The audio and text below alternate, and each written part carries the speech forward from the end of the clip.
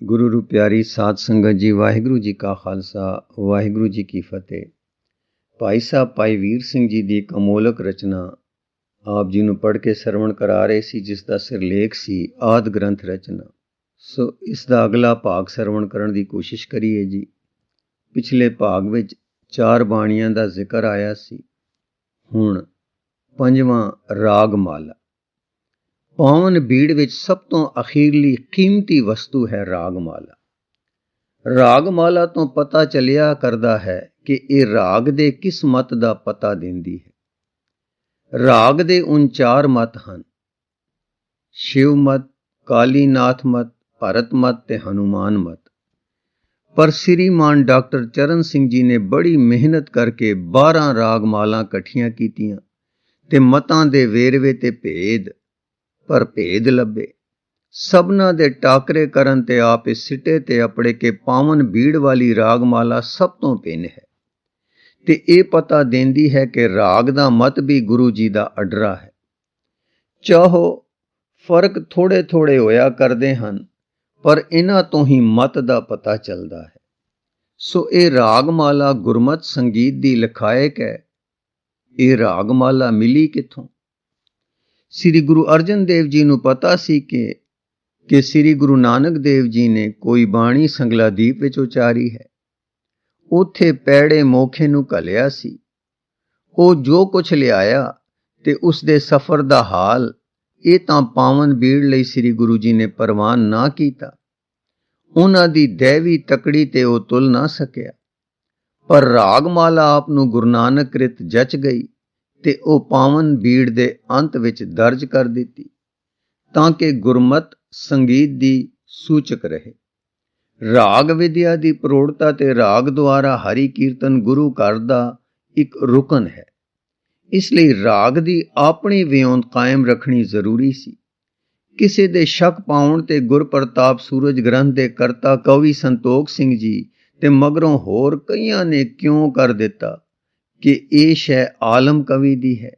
ਪਰ ਵਰ੍ਹਿਆਂ ਬੱਧੀ ਦੀ ਖੋਜ ਤੇ ਵਿਆਖਿਆ ਨਾਲ ਖਾਲਸਾ ਸਮਾਚਾਰ ਨੇ ਸਾਬਤ ਕਰ ਦਿੱਤਾ ਹੈ ਕਿ ਇਹ ਰਾਗਮਾਲਾ ਗੁਰੂ ਕ੍ਰਿਤ ਹੈ ਤੇ ਆਲਮ ਕਵੀ ਨੇ, ਜੋ 10ਵੇਂ ਪਾਤਸ਼ਾਹ ਦਾ ਦਰਬਾਰੀ ਕਵੀ ਸੀ, ਗੁਰੂ ਘਰ ਵਿੱਚੋਂ ਲੈ ਕੇ ਆਪਣੀ ਕਾਮ ਕੰਦਲਾ ਨਾਮੇ ਪੋਥੀ ਵਿੱਚ ਪਾ ਲਈ ਸੀ, ਜਿਸ ਦਾ ਵੇਰਵਾ ਇਹ ਹੈ। ਕਵੀ ਜੀ ਨੇ ਆਲਮ ਕਵੀ ਦੀ ਪੋਥੀ ਦੀ ਪੂਰੀ ਖੋਜ ਕੀਤੇ ਬਿਨਾਂ ਇਹ ਕੁਝ ਲਿਖਿਆ ਹੈ। ਆਖਦੇ ਹਨ ਕਿ ਇਹ ਭੁੱਲ ਸੋਭਾ ਸਿੰਘ ਨੇ ਕਰਵਾਈ ਸੀ। ਭੁੱਲ ਦਾ ਕਾਰਨ ਉਹ ਸਮਝ ਸੀ ਜੋ ਆਲਮ ਦੀ ਪੋਥੀ ਦੇ ਦਿਬਾਜੇ ਵਿੱਚ 991 ਹਿਜਰੀ ਦਿੱਤਾ ਸੀ। ਇਸ ਸਮਤ ਨੂੰ ਭੁਲੇਖੇ ਨਾਲ ਆਲਮ ਦੀ ਪੋਥੀ ਦਾ, ਜੋ ਸੰਸਕ੍ਰਿਤ ਦਾ ਹਿੰਦੀ ਤਰਜਮਾ ਹੈ, ਸਮਝ ਲਿਆ ਗਿਆ ਸੀ। ਹਾਲਾਂਕਿ ਇਹ ਸਮਤ ਅਸਲ ਸੰਸਕ੍ਰਿਤ ਪੁਸਤਕ ਦਾ ਹੈ ਜੋ ਕਵੀ ਜੋਧ ਨੇ ਅਕਬਰ ਦੇ ਸਮੇਂ ਰਚੀ ਸੀ। ਆਲਮ ਕਵੀ ਨੇ ਆਪਣੀ ਰਚਨਾ ਦਾ ਸਮਤ ਆਪਣੀ ਪੋਥੀ ਦੇ ਅਖੀਰ ਤੇ 1774 ਬਿਕਰਮੀ ਦਿੱਤਾ। ਸ੍ਰੀਮਾਨ ਗਿਆਨੀ ਸਾਹਿਬ ਸਿੰਘ ਜੀ ਤਮਤਾਨ ਸਾਹਿਬ ਵਾਲਿਆਂ ਨੇ ਰਾਗਮਾਲਾ ਤੇ ਬੜੀ ਡੂੰਘੀ ਤੇ ਚਿਰਕਾਲ ਤੱਕ ਸ਼ੋਭਾਯੋਗ ਖੋਜ ਕੀਤੀ ਹੈ।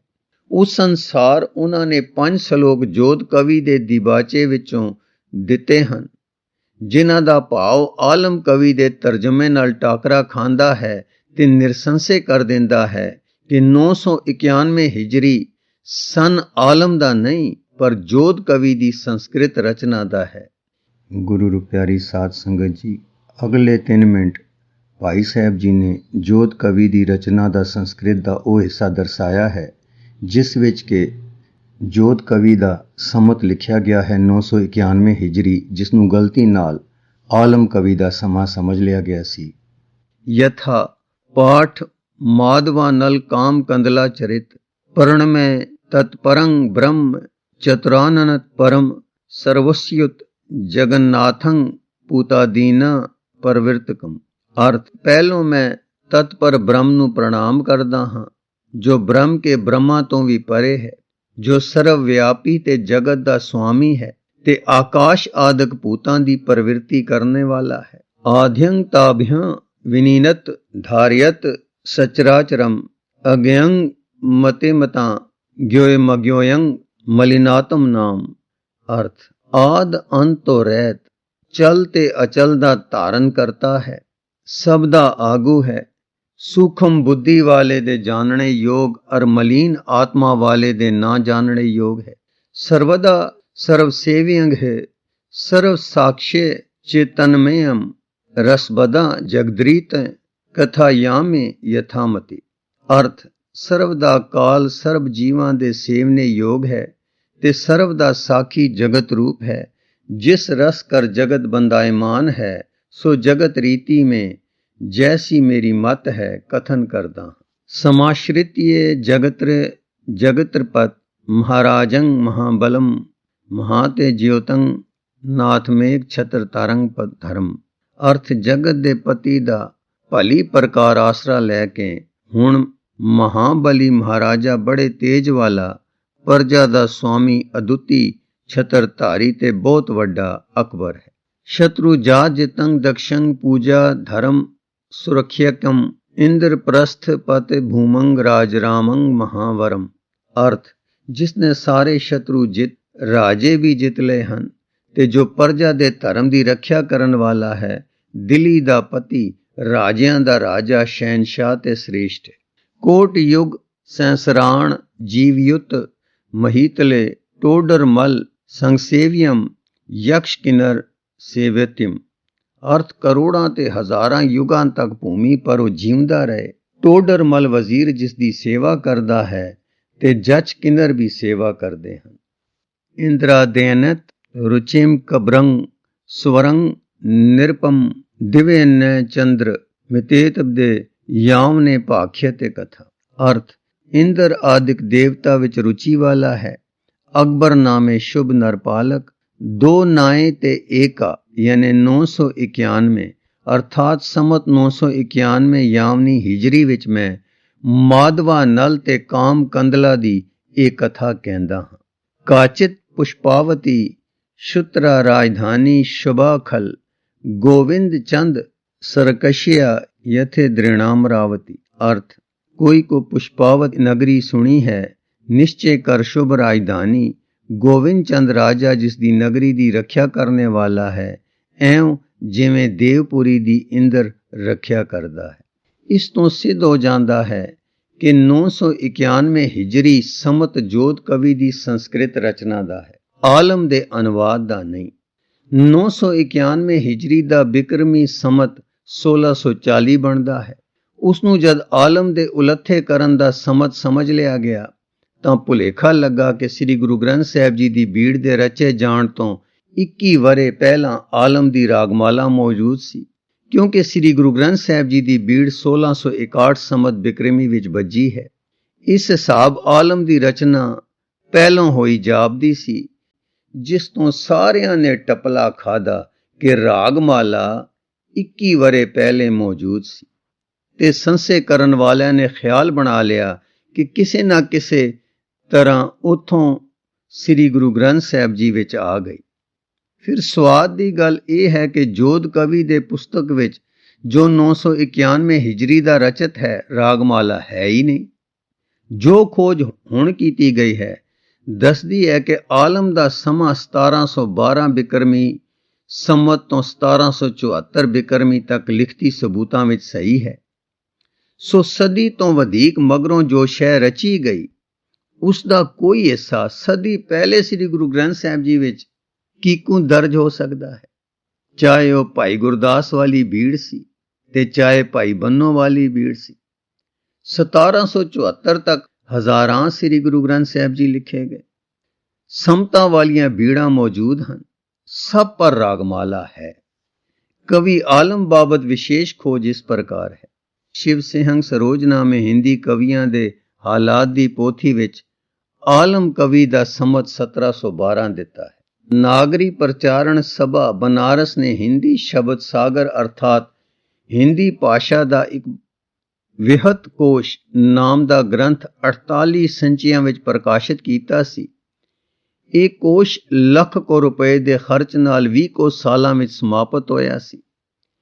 ਇਸ ਕੋਸ਼ ਦੇ ਤਿਆਰ ਕਰਾਉਣ ਵਿੱਚ ਕਈ ਹਿੰਦੂ ਰਾਜਿਆਂ ਤੇ ਯੂਪੀ ਦੀ ਗਵਰਨਮੈਂਟ ਨੇ ਮਾਇਕ ਸਹਾਇਤਾ ਦਿੱਤੀ ਤੇ ਪ੍ਰਸਿੱਧ ਪੰਡਤਾਂ ਨੇ ਤਿਆਰ ਕੀਤਾ।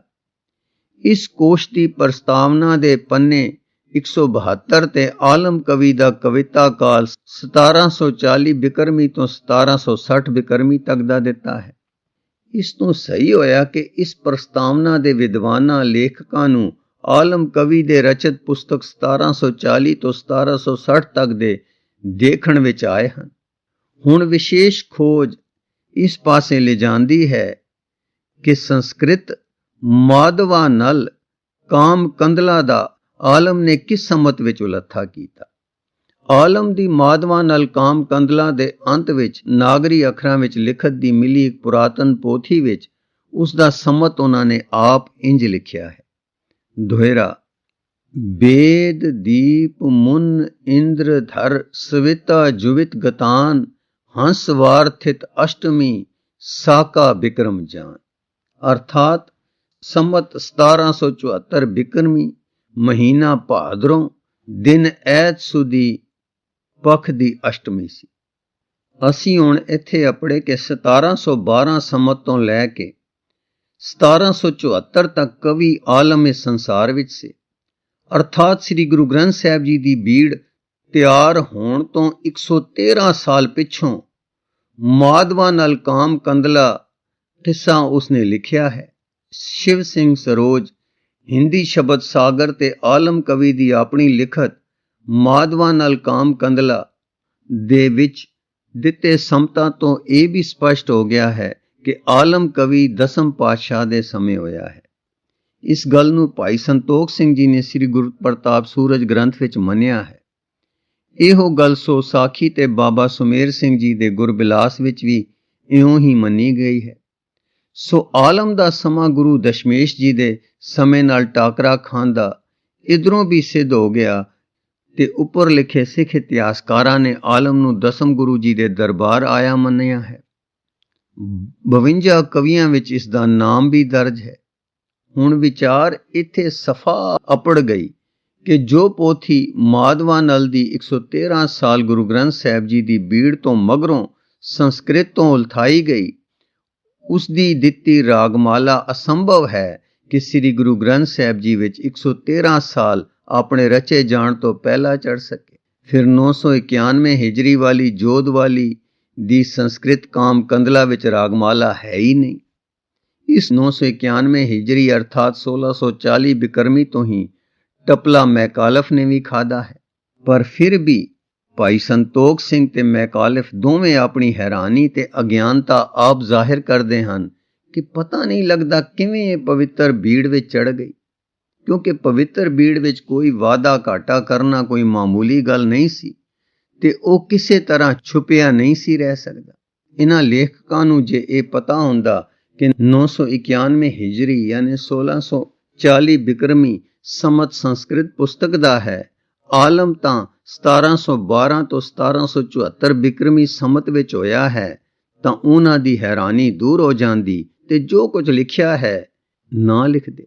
फिर आलम अपने दीबाचे उथानका विच आप मनदा है कि मैं संस्कृत दा तर्जमा कीता है, कुछ पराई रचना भी विच पाई है, कुछ आप जोड़ी है। इस तो भी सही होंदा है कि रागमाला उसने पर किरत लई है। यथा किछ आपन किछ पर किरत चोरे, यथा शकत के अखर जोरे, कथा संस्कृत सुन कुछ थोरी, भाखा बान चौपई जोरी। आलम 10वें पातशाह दे कवियां विच होया है। इतिहास इस दी साख परदे हन। रागमाला श्री गुरु ग्रंथ साहिब जी वाली उसने गुरु दरबार विच कई वेर सुनी हो, सो सच दे नेड़े ये गल जापदी है कि उसने ये सुनी हुई गुरु रागमाला अपनी रचना विच लिख देती ते इसनूं आप मन्निया कि मैं कुछ पराई किरत लैके अपनी रचना विच शामिल कीती है।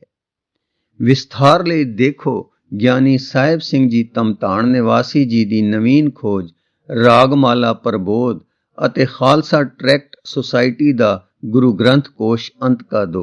ਰਾਗਮਾਲਾ ਦੇ ਪਦ ਜੋੜ ਸ੍ਰੀ ਗੁਰੂ ਗ੍ਰੰਥ ਸਾਹਿਬ ਜੀ ਦੀ ਲਿਖਣ ਸ਼ੈਲੀ ਅਨੁਸਾਰ ਹਨ। ਸ੍ਰੀ ਕਰਤਾਰਪੁਰ ਵਾਲੀ ਭੀੜ ਵਿੱਚ ਰਾਗਮਾਲਾ ਤੇ ਬਾਕੀ ਸਾਰੀ ਬਾਣੀ ਦੀ ਲਿਖਤ ਇੱਕੇ ਹੱਥ ਦੀ ਹੈ, ਜੋ ਭਾਈ ਗੁਰਦਾਸ ਜੀ ਦੀ ਕਲਮ ਸਹੀ ਹੁੰਦੀ ਹੈ।